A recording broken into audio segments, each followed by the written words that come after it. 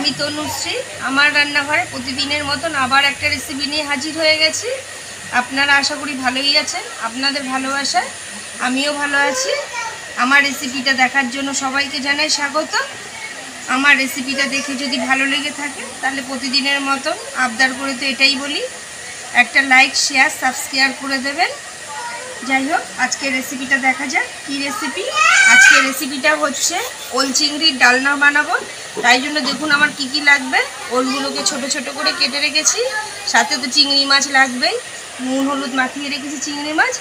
এখানে কাঁচা লঙ্কা, পাকা লঙ্কা, সাথে আদা বাটা আছে, জিরে ধনে বাটা, হলুদ, নুন, চিনি, টমেটো আগে থেকে গ্রেট করে রেখেছি।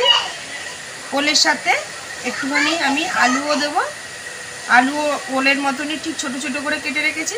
সাথে তো তেল লাগবেই।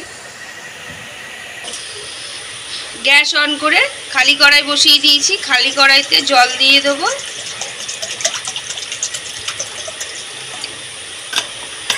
জলের মধ্যে দিয়ে দেবো ওলগুলোকে। অল্প একটু নুন দিয়ে দেবো, নাড়িয়ে নেব। ব্যাস, একটা ঢাকনা দিয়ে কিছুক্ষণের জন্য একটুখানি ঢেকে রাখবো। বেশ কিছুক্ষণ হয়ে গেছে, ঢাকাটা খুলে দেবো। এখন ভালো মতন সেদ্ধ হয়ে গেছে। ব্যাস, আমি এটা গ্যাসটাকে অফ করে নিয়েছি। এবার আমি একটা ঝুড়িতে ঢেলে জলটা ঝরিয়ে নেব। খালি কড়াই আবার বসিয়ে দিয়েছি। কড়াইতে দিয়ে দেবো সরষের তেল। তেলটা গরম হয়ে যেন একটু সময় নেব। তেল গরম হয়ে গেছে। আগে থেকে আলু কেটে রেখেছিলাম, আলুগুলো দিয়ে দেবো।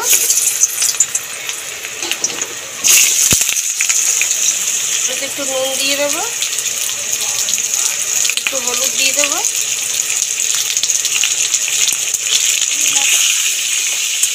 আলুটাকে লাল লাল করে ভেজে নেব। আলু ভাজা প্রায় হয়েই এসছে। আগে থেকে যে সেদ্ধ করে রেখেছিলাম ওলটা একটুখানি আলুর সাথে দিয়ে নাড়াচাড়া করে ভেজে নেব।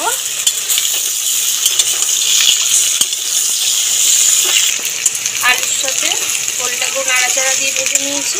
এবার তুলে দেবো।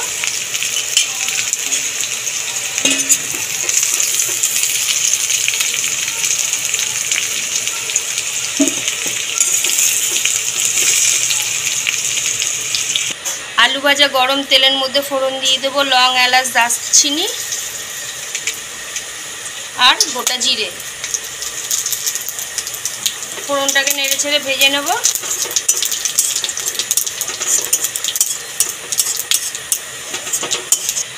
ফোড়নটা ভাজা হয়ে গেছে। ফোড়নের মধ্যে দিয়ে দেবো আগে থেকে টমেটো গ্রেট করে রেখেছিলাম, গ্রেট করা টমেটোটা।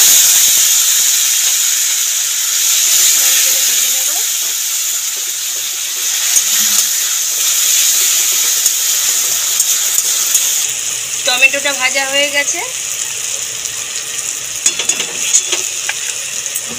আগে থেকে বেটে রেখেছিলাম আদা আর লাল লঙ্কা আর কাঁচা লঙ্কা দুটো মিলিয়ে দিয়ে দিলাম আদা বাটা, লঙ্কা বাটা। তার মধ্যে দিয়ে দেবো জিরে ধনে বাটা,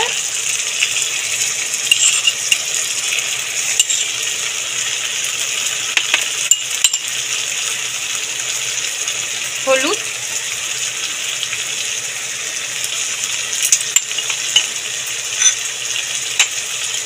মশলার মধ্যে দিয়ে দেবো অল্প করে নুন দিয়ে ভালো করে মশলাটাকে কষিয়ে নেব। মশলা কষাতে কষাতে অল্প একটুখানি জল দিয়ে দেবো, দিয়ে ভালো করে মশলাটাকে কষিয়ে নেব। মশলা কষাতে কষাতে নুন হলুদ মাখিয়ে দিয়েছিলাম চিংড়ি মাছটাও দিয়ে দেবো। ভালো করে নেড়ে চেড়ে কষিয়ে নেব। মশলা কষানো হয়েই এসছে। মশলা দিয়ে তেল ছাড়তে শুরু করে দিয়েছে। তার মানে মশলাটা ভালো করে কষিয়ে নিয়েছি। চিংড়ি মাছ সমেত আগে থেকে যে ভেজে রেখেছিলাম নুন হলুদ দিয়ে, আলু আর ওলটা দিয়ে দেবো। দিয়ে ভালো করে কষিয়ে নেব। ভালো করে কষিয়ে নিয়েছি মশলা দিয়ে চিংড়ি মাছ, তার সাথে ওল আর আলু। এবার আমি আগে থেকে উষ্ণ গরম জল করে রেখেছিলাম, গরম জলটাও দিয়ে দেবো পরিমাণ মতো।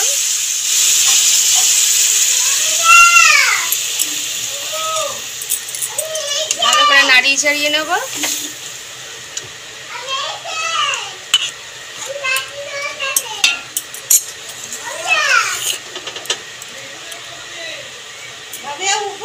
পরিমাণ মতন জল দিয়ে দিয়েছি। এবার আলু ভাজার সময়ও আমি নুন দিয়েছিলাম, মশলা কষার সময় নুন দিয়েছিলাম। এবার স্বাদ মতন একটু নুন দিয়ে দেবো, নাড়িয়ে নেব। এবার ঢাকা দিয়ে দেবো কিছুক্ষণের জন্য, ঝোলটা তাড়াতাড়ি ফোটার জন্য। আর যেটুকানি শক্ত আছে ওল আর আলু ভালো মতন সেদ্ধ হয়ে যাবে। শিলনোড়াতে আমি গোটা গরম মশলা একটুখানি বেটে নেব।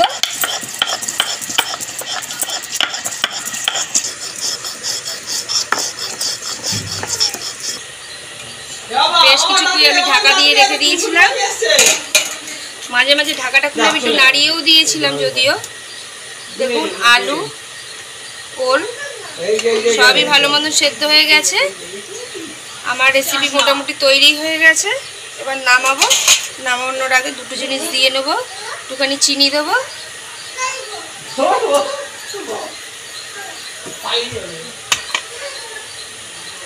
হাতে বেটেছি শিলনোড়াতে দেখালাম তো। গরম মশলা বাটাটাও দিয়ে দিলাম।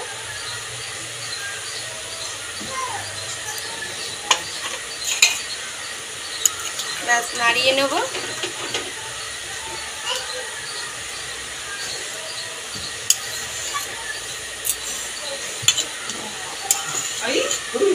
চিনি আর গরম মশলাটা দেওয়ার পরে ভালো করে ফুটে গেছে।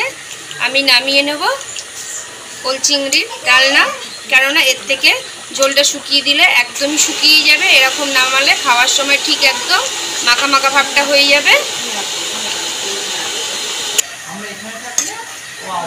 এরকম ওল চিংড়ি ডালনা আপনারা বাড়িতে করে খেয়ে দেখতে পারেন। আমি একটুখানি আলু দিয়েছি, আপনারা চাইলে আলু ছাড়াও করতে পারেন। এই ওল এগুলিতে একটুখানি কিছু কিছু জিনিসের ঝোল টেনে নেয়, ওই জন্য আমি একটু ঝোলঝোলি রেখেছি। খাওয়ার সময় তো বললামই একদম মাখা মাখা হয়ে যাবে। আর রেসিপিটা করেছি পুরোপুরি হাতে মশলা বাটা দিয়েই। জিরে ধনেটাও হাতে শিলনোড়ায় বেটে নিয়েছিলাম। এরকম আমার মতন একদিনকার করে খাবেন, আশা করি খুবই ভালো লাগবে।